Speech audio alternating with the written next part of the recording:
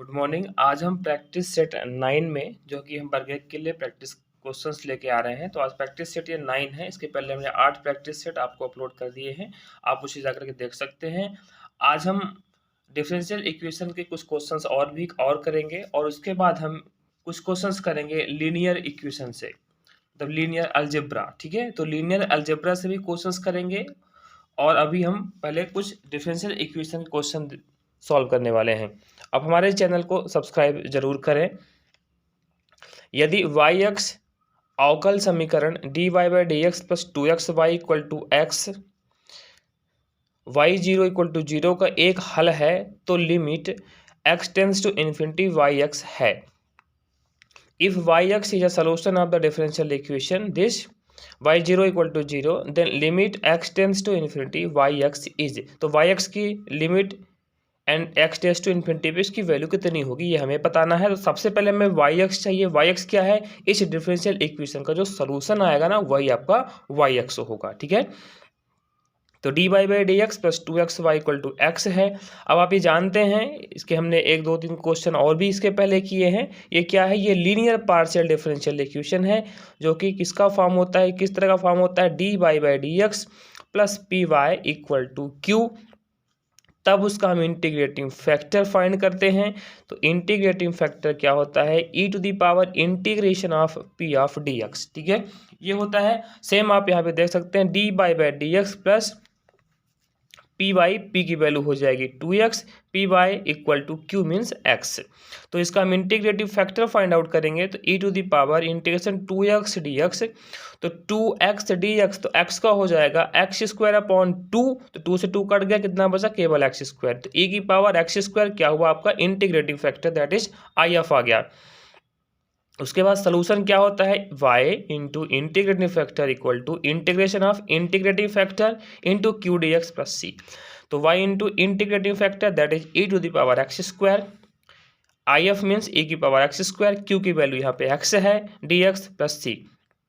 इसके बाद x square को अपन टी लेट करेंगे, x square equal to t. तो एक्स स्क्वायर का डिफ्रेंसिएशन करेंगे यहाँ पे, तो 2x dx equal to d t, then x dx equal to कितना गया? डी टी अपॉन 2, तो 1/2 ई की पावर टी बनेगा, ई की पावर एक्स स्क्वायर प्लस सी। इंटीग्रेशन नहीं बता रहा हूँ मैं, सिंपल सा है इंटीग्रेशन, यहाँ पे इसको हमने कर दिया। ठीक है, टी लेट करके। बट कंडीशन क्या गिवन है? Y zero equal to zero. इसका मीन्स क्या है कि एक्स, यहाँ भी एक्स होता है ना, वाई एक्स, एक्स की वैल्यू भी जीरो है, वाई की वैल्यू भी जीरो है, तो यहाँ पे पुट करनी है। तो वाई जीरो पुट किया तो पूरा जीरो हो गया। 1/2 ये ई की पावर जीरो बनेगा क्योंकि एक्स जीरो है, ई की पावर जीरो 1 होता है, प्लस सी। तो सी की वैल्यू कितनी आ गई? ट्रांसपोज कर दो, -1/2। तो यहाँ पे वैल्यू को पुट कर दो, वाई इंटू ई की power x square equal to 1/2 e की पावर एक्स स्क्वायर, और सी की वैल्यू है -1/2।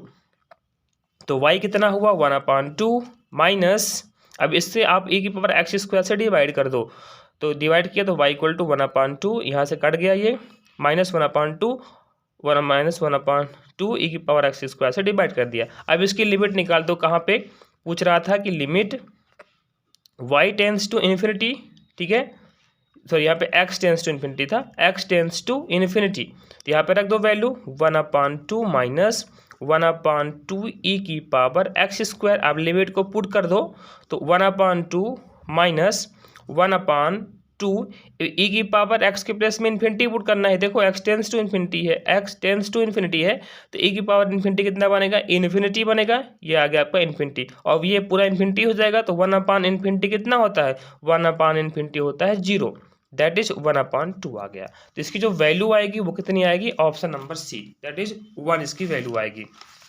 नेक्स्ट क्वेश्चन है the differential equation y equal to p x plus f p is of अवकल समीकरण y equal to p x plus f p है। ये किसका स्टेटमेंट है, किसका फॉर्म, कौन सा फॉर्म है, ये हमें बताना है। तो ये कौन सा फॉर्म है? आप ये हम पहले भी इस तरह क्वेश्चंस कर चुके हैं। तो ये किसका फॉर्म है? ये है क्लेराउड्स फॉर्म का।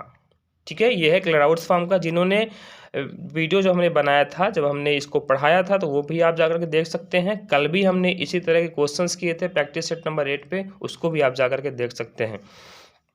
The correct answer d y by d x equal to this is, सही उत्तर है अगर d y by d x इतना गिवन है। ठीक है, तो ये चारों ऑप्शंस में से अपने को सही ऑप्शन चूज करना है। तो यहाँ पे देखो dy by d x equal to 2x minus y plus 1 upon x plus 2y minus 3, हमने क्रॉस मल्टीप्लाई कर दिया।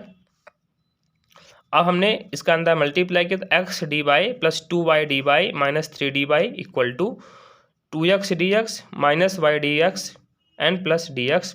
अब हमने क्या किया, एक्स डी वाई और ये माइनस वाई डी एक्स को इधर लेके आएगा तो प्लस वाई डी एक्स हो गया। इन दोनों में से डी वाई कॉमन किया तो 2y माइनस 3 हुआ। अब 2x डी एक्स और एक्स डी एक्स बचा हुआ है, इसको इधर लेके आया तो दोनों माइनस होंगे तो माइनस कॉमन किया, 2x plus 1 d x equal to 0। और अब आप जानते हैं कि एक्स डी वाई, ये जो लिखा हुआ है ना x d y plus y d x, ये क्या लिखा हुआ है, ये लिखा हुआ है डिफ्रेंसिएशन ऑफ एक्स वाई। ठीक है, ये एक्स वाई का डिफ्रेंसिएशन है। फर्स्ट फंक्शन एक्स को मानेंगे तो एक्स डी वाई फिर plus y into d x. ठीक है, इस तरह का तो आपको ध्यान देना है, ये डिफ्रेंसिएशन ऑफ एक्स वाई लिखा हुआ है। तो जब इसका फिर हमने क्या किया, यहाँ के बाद इसका इंटीग्रेशन कर दिया। ठीक है, जब हम इसका इंटीग्रेशन करेंगे तो डी ऑफ एक्स वाई का कितना हो जाएगा, डिफ्रेंशिएशन हट जाएगा, कट जाता है उससे, इंटीग्रेशन से रिमूव हो जाएगा। ठीक है, तो ये एक्स वाई बचेगा, फिर प्लस ये पूरे का इंटीग्रेशन हो गया। ठीक है, पूरे का इंटीग्रेशन कितना हुआ एक्स वाई, फिर प्लस 2 है ना वाई का होगा वाई स्क्वायर अपॉन 2, 2 कैंसिल तो वाई स्क्वायर बचा, माइनस 3 डी वाई है तो माइनस 3 वाई हो गया, माइनस यहाँ से भी एक्स का हो जाएगा x square upon 2, 2 cancel x square बचा, और ये 1 का हो जाएगा एक्स माइनस का मल्टीप्लाई कर दिया तो minus x equal to c. तो ये कौन सा ऑप्शन सही है, तो ऑप्शन नंबर आपका जो डी है वो करेक्ट आंसर हो जाएगा। ठीक है, तो इस तरह से इन क्वेश्चंस को सॉल्व करते हैं। कुछ और क्वेश्चंस अभी डिफरेंशियल इक्वेशन के हैं, इसके बाद हम लीनियर अलजेब्रा से क्वेश्चंस करेंगे। The solution of differential equation is, अवकल समीकरण का हल है d cube plus 3d square plus 3d plus 1 into y equal to e to the power 2x। यहाँ से हमें सी एफ और पी आई दोनों निकालना पड़ता है। यहाँ से आप देखोगे तो y equal to C1 plus C2, ये ऑप्शन एक ये है, एक ऑप्शन ये है, एक ऑप्शन ये है, और D number none of these. तो यहाँ पे देखो ये है आपका, सबसे पहले हम ऑक्सिलरी इक्वेशन निकालते हैं। ठीक है, इसका वीडियो अगर आपको मतलब समझ में नहीं आ रहा है चीज़ें कि सी एफ कैसे निकालते हैं, पी आई कैसे निकालते हैं, तो आप हमें बता देंगे तो हम उसके लिए भी आपको लेक्चर प्रोवाइड कर देंगे। तो ऑक्सिलरी इक्वेशन सबसे पहले हम इसका फाइंड करते हैं, तो m cube plus 3m square plus 3m plus 1 equal to 0, ये लिखा हुआ है, ये पूरे किसका एक्सप्रेशन है, m प्लस 1 का होल क्यूब। मतलब हमें यहाँ पे m की वैल्यू क्या क्या आ गई, -1 -1 माइनस 3 टाइम्स आ गई। तो अब हम जानते हैं कि जब नंबर रिपीट होते हैं मतलब m के रूट्स, तो c1 plus c2x plus c3x square ई की पावर माइनस x होगा। अब इसका पी निकाल दो तो पी कैसे निकालते हैं, तो 1 अपॉन डी प्लस 1 का whole cube e to the power 2x है। तो यहाँ पे क्या करते हैं, डी के प्लेस पे यहाँ पे इस तरह का फॉर्म होता है 1 upon f d e to the power a x. तो इसकी वैल्यू होती है, इसका जो इंटीग्रेटिंग फैक्टर होगा वो होता है 1 upon f a e to the power a x. मतलब डी के प्लेस में ए पुट कर देते हैं, अगर कब, अगर एफ ए 0 के बराबर ना आए। तो यहाँ पर भी यही हो रहा है, हमने डी के प्लेस में 2 पुट कर दिया, तो 2 प्लस 1 का होल क्यूब ई की पावर 2x, तो 1 अपॉन ये 3 बचेगा, 3 का cube 27 e to the power 2x। तो सॉल्यूशन क्या हुआ, y इक्वल टू, सॉल्यूशन क्या होता है C F plus P I. तो सी एफ कितना था आपका, सी एफ था c1 plus c2x plus c3x square into e to the power minus x plus P I 1 upon 27 e to the power 2x।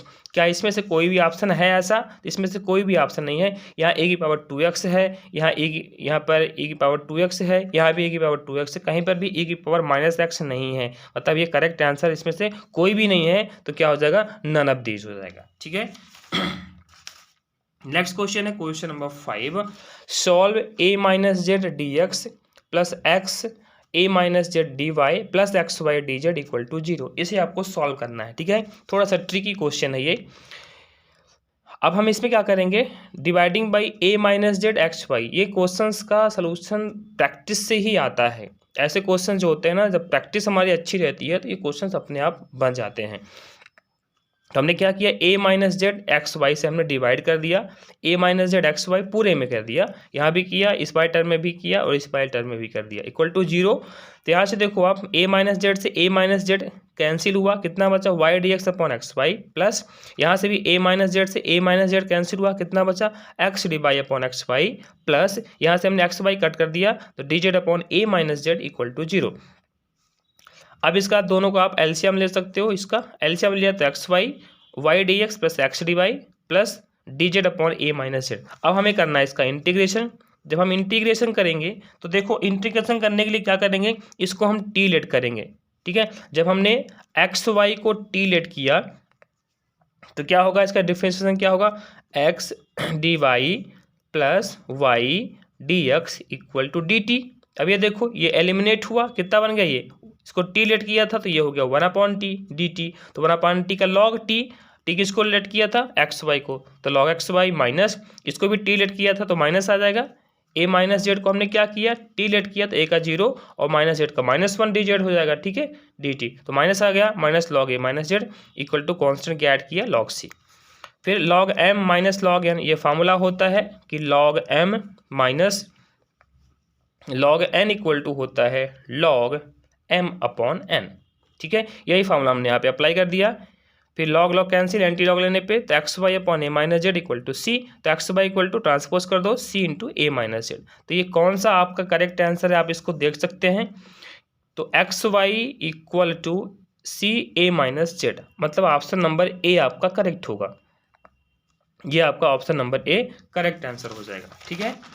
इसके बाद अब ये जितने भी क्वेश्चंस थे ये डिफरेंशियल इक्वेशन के हमने कल भी कराए थे और आज भी कुछ करा दिए हैं। अब हम पढ़ते हैं यहाँ से लीनियर अलजेब्रा के क्वेश्चंस कि कैसे सॉल्व करें, कैसे क्वेश्चंस आ सकते हैं पेपर में, वो हम चीज़ें थोड़ा सा देखेंगे। तो क्वेश्चन नंबर 6 पे हमने लीनियर अलजेब्रा लिया। यदि v equal to R3 W equal to A00 belongs to R3 तो सदिश v अपॉन W की बीमा होगी। If v equal to R3 W equal to A00 then dimension of the vector space, इसको क्या बोलते हैं, कोसेंट स्पेस, ठीक है। ये कोसेंट स्पेस होता है। अगर आपने ये टॉपिक नहीं किया है तो आप हमें बता सकते हैं, इसके लिए भी हम आपको लेक्चर प्रोवाइड कर देंगे। तो एक क्या होता है, डायमेंशन ऑफ किसकी फाइंड करना है, वी अपॉन डब्ल्यू, मतलब quotient space of V W. तो फार्मूला होता है dimension of V upon W equal to dimension of V minus dimension of W, ठीक है। तो डायमेंशन नंबर ऑफ बेसिस होता है, ठीक है, बेसिस पे कितने एलिमेंट हैं वो चीज़ें हमें यहाँ पे देखनी होती हैं। तो v क्या है, R3 है, ये 3/3 का है कि इसमें r कितने x y z, मतलब इसमें 3 एलिमेंट होंगे तो इसकी जो डायमेंशन होगी वो क्या बनेगी, 3 बन जाएगी। अब w की देखो, ये भी 0 है, ये भी 0 है, तो कितना बचेगा, केवल 1 यहाँ पे है, तो इसकी जो डायमेंशन होगी w की कितनी हो जाएगी, 1। ये फॉर्मूला अप्लाई कर दो। तो dimension of v upon W, dimension of v minus dimension of w, 3 - 1 equal to 2, तो करेक्ट आंसर हो जाएगा 2, ठीक है। फिर है नेक्स्ट, यदि t और s सदिश समष्टि vk पर रैखिक संक्रियाएं हैं तब ts का होल इनवर्स है। If t and s are invertible linear operators on a vector space vk then ts inverse, इसका जस्ट अपोजिट होता है, क्या हो जाएगा, s इनवर्स t इनवर्स, ठीक है। दैट इज ts का इनवर्स क्या होता है, s इनवर्स t इनवर्स। ये प्रॉपर्टीज हैं, इनको आपको डायरेक्टली याद करना है, ठीक है, इनको याद भी रखना है। नेक्स्ट क्वेश्चन है, x के किस मान के लिए x07 121 और 2 - 13 रैखिक आश्रित हैं, for what value of x this are linearly independent. आप एक चीज़ ध्यान रखिए, अगर कोई भी वेक्टर ये जो वेक्टर्स हैं अगर ये लीनियरली इंडिपेंडेंट है तो उनका जो डिटर्मिनेंट होगा, उनकी जो सारणिक होती है वो उसकी वैल्यू कितनी आएगी, 0 आनी चाहिए, ठीक है, तो वो 0 होगा, ठीक है। तो लीनियरली इंडिपेंडेंट प्रूफ करने के लिए भी पूछ लेता है कि ये लीनियरली इंडिपेंडेंट है या नहीं है। तो इसको हम सॉल्व करेंगे। तो देखिए क्या था, x07, तो इसको हमने मैट्रिक्स के फॉर्म में लिखा, x07 121 और 2 - 13 2 - 13। अब इसको आप सॉल्व कर लो, तो x दिस 3 2 जा 6 + 1, फिर ये 0 हो जाएगा, फिर +7 7 मान लेंगे ये, तो -1 and -4 इक्वल टू 0। कितना बचा, 7x, ओके 7x। फिर यहाँ पे देखो -4 - 1 कितना हुआ, -5 -35 हो गया, ठीक है। -5 × 7 -35 इक्वल टू 0। तो 7x equal to 35, then x equal to 35 upon 7, 7 5 जा 35, दैट इज x की वैल्यू कितनी आ गई, 5। तो ऑप्शन नंबर सी ये आपका करेक्ट आंसर हो जाएगा, ठीक है। इस तरह से इन क्वेश्चंस को आप सॉल्व करते रहिए। कुछ और क्वेश्चंस हैं अभी लीनियर अलजेब्रा के। यदि एक समष्टि V कि दो उप समष्टियों W1 और W2 की विमाएँ क्रमशः 3 और 4 हों तथा dimension of W1 intersection W2 1 हो तो dimension of W1 plus W2 है। If the dimension of subspaces W1 and W2 of a vector space V are respectively 3 and 4 and dimension of W1 intersection W2 1 then dimension of W1 plus W2 is. तो dimension of W1 plus W2 कितना होगा? एक formula हम आपको बता रहे हैं, इसको आप याद रखिए कि dimension of W1 plus W2 ये होता है dimension of W1 plus dimension of W2 minus dimension of W1 intersection W2। ये आपको अप्लाई कर देना है। तो डायमेंशन ऑफ W1 कितना है 3, डायमेंशन ऑफ W4 कितना है 4 and minus dimension of W1 intersection W2 is 1 that is 7 minus 1 equal to 6। तो आपका जो बी आंसर है वो सही हो जाएगा। ठीक है, इन चीज़ों को ध्यान रखना है। कुछ प्रॉपर्टीज और भी हैं। यदि टी सच दैट U2V एक रैखिक रूपांतरण हो तो कर्नल टी एक उप समष्टि है। If T such that U2V be a linear transformation then kernel T is a subspace of. तो कर्नल टी किसका सब स्पेस होगा, इसको ध्यान रखिए। कर्नल जो होता है वो U का सब स्पेस होता है अगर U से V पे है। ठीक है, तो इस तरह से इन क्वेश्चंस को अपन सॉल्व करेंगे। कुछ और क्वेश्चंस है। यदि T such that V2R to V3R जो कि TAB equal to A plus B A minus B B द्वारा परिभाषित एक रैखिक रूपांतरण है तो T की शून्यता है। If T such that V2R to V3R be are defined as TAB equal to A plus B A minus B B is a linear transformation then nullity T is. तो नल्टी कितनी होगी इसकी? ठीक है, मैं एक बार फिर से कह रहा हूँ, अगर लीनियर अलजेब्रा आपने नहीं किया है तो आप बता सकते हैं, उसको हम आपको करा देंगे। तो TAB ये A plus B A minus B B. तो अगर कोई भी एलिमेंट, कोई भी वेक्टर अगर कर्नल पे डिपेंड करता है, मतलब कर्नल पे बिलोंग करता है, that is XY belongs to kernel of T, then TXY का ट्रांसफॉर्मेशन 0 आएगा। ठीक है, दैट इज 0 0 0। हर एक एलिमेंट कर्नल का क्या होता है 0 पे जाकर के ट्रांसफॉर्म होता है, 0 पे होता है, ये ध्यान रखिएगा। तो TXY इक्वल टू 0 0 0। अब देखो TXY का TAB इतना है तो TXY क्या होगा, x के प्लेस पे A पुट कर दो, y के प्लेस पे B, then x plus Y x minus y y equal to 0 0 0। By equality of coordinates axis, ये कोऑर्डिनेट है तो कोऑर्डिनेट अगर इक्वल कब होते हैं, जब करस्पॉन्डिंग एलिमेंट्स इक्वल होते हैं। देन y इक्वल टू ये 0, तो अगर y 0 है तो x minus Y equal to 0, then x equal to भी 0 हो जाएगा। तो XY क्या मिल गया 0। तो कर्नल ऑफ T क्या मिला हमें, मिला यहाँ पे 0 रखो x y के प्लेस में, तो 0 0 0 मिला। तो dimension of kernel of T कितना मिल गया 0, कोई इसमें एलिमेंट ही नहीं है, that is nullity of T कितनी आ गई 0 आ गई। नल्टी पे कोई भी एलिमेंट नहीं है, सारे के सारे क्या है 0 हो गए।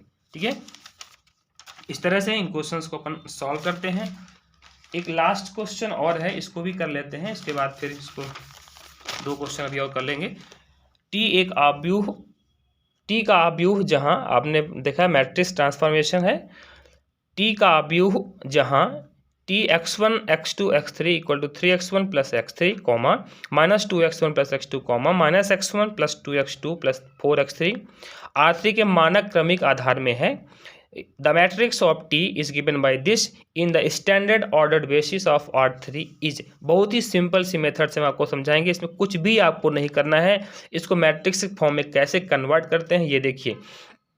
यहाँ पे आप ले लो x1, यहाँ पे ले लो y1, x2 और यहाँ पे ले लो x3। देखो x1 का कोफिशिएंट 3, y1 का नहीं है तो 0 और x3 का है 1। फिर यहाँ पे x1 का -2, दूसरे वाले में 1 और फिर नहीं है तो 0। यहाँ पे नहीं है ना, हाँ नहीं है तो 0।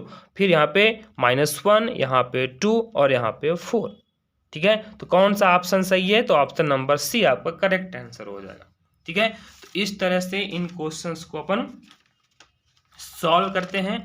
एक और लास्ट क्वेश्चन है, यदि एक सदिश समष्टि V से एक और सदिश समष्टि W पर T एक रैखिक रूपांतरण हो तथा dimension of V equal to 4, dimension of W equal to 5, then nullity of T equal to 1, तो T की कोटि क्या है, इसकी रैंक फाइंड करनी है।